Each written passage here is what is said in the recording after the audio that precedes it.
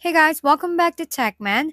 Today, let me show you how to restart or reroll account on Raid Shadow Legends. If you want to restart or reroll your account on Raid Shadow Legends, there are a couple of ways to do it.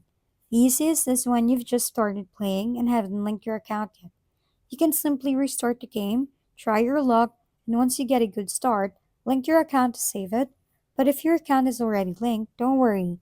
You can still reroll. Go to your settings or Plarium ID options. Select Delete Account and follow the prompts to confirm. You'll need to provide a reason, verify it's you, and the account will be queued for deletion. Once that's done, you can start fresh and try rerolls. Basically, restart when unlinked for simplicity, or delete via Plarium ID if already linked, and then start over. It's free and straightforward. If we've been helpful, kindly give us a thumbs up and don't forget to hit the subscribe and bell button for more contents. For any questions and suggestions, comment down below.